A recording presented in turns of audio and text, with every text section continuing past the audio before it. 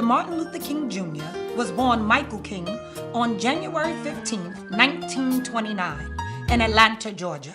Michael King, 6 years later to be named Martin Luther King Jr. by his father, would play a pivotal role in the Civil Rights Reformation, just as his namesake, Martin Luther, played a pivotal role in the Protestant Reformation in the 16th century. Dr. King's father knew the importance of speaking those things which are not as though they are. Romans 4:17. From a boy to a man, this was God's plan. It is my honor to stand before you today to recognize the life of the late, great Dr. Martin Luther King Jr.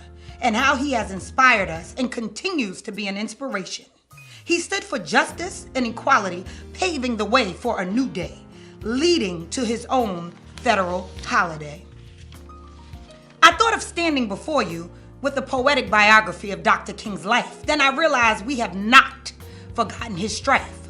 From the March on Washington to the Memphis sanitation strike, Selma or bus boycott, these are things we never forgot.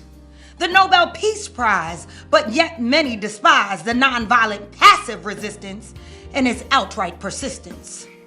Walking in the Christian doctrine of love, standing on the word of the man above, I have a dream today. Picture it. Washington, D.C., August 28th, 1963. The Lincoln Memorial. A crowd of about 250,000 folks anticipating a word of hope, anxiously waiting to hear they would no longer be in despair.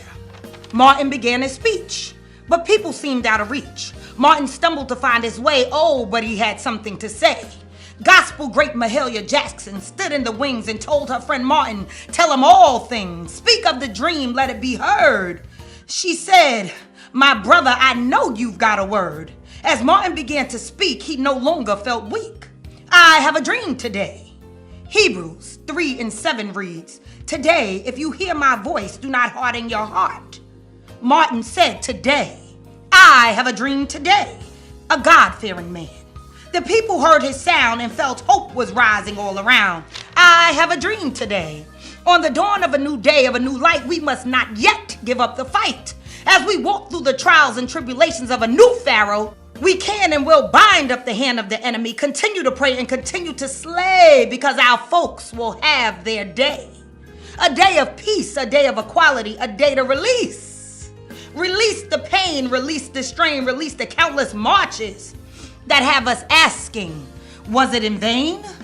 A day of respect, no more neglect, a day of elevation. We deserve a better situation. I stand before you today believing King's dream would and will empower our team. The team of minorities, the team of have-nots, the team of those that are often forgot.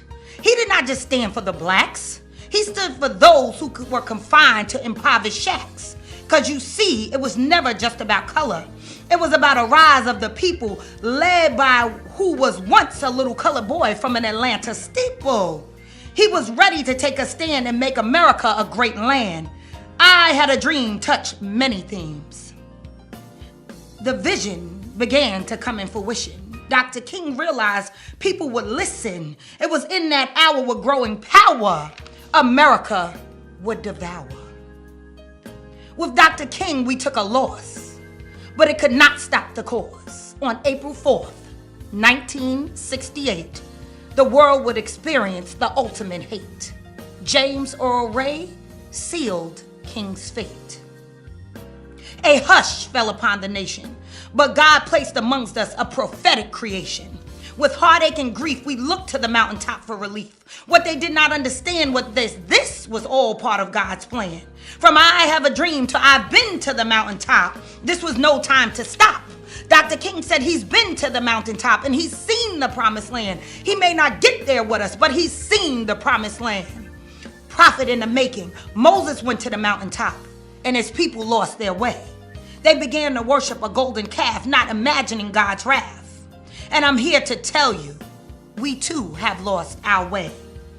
Ways of self-respect, ways of greater intellect, ways of lifting one another up, ways of standing in the gap, ways of picking up the slack, ways of standing on the word, ways of using our voice to be heard, ways of loving one another, ways of respecting the old mother, ways of banding together, ways of building bonds that will last forever, ways of not giving up and not giving in. Don't let the almighty dollar cause you to sin. We must not fight this fight until we win. We must fight until it is over in the end.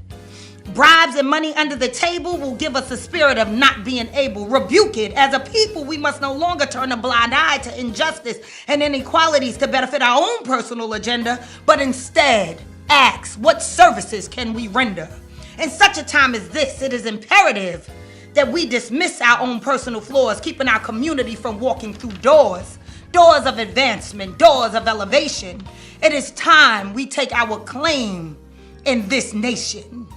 I have a dream today that one day every valley shall be exalted and every hill and mountain shall be made low. The rough places will be made plain and the crooked places made straight, and the glory of the Lord shall be revealed and all the flesh shall see it together. I have a dream today. Dr. Martin Luther King.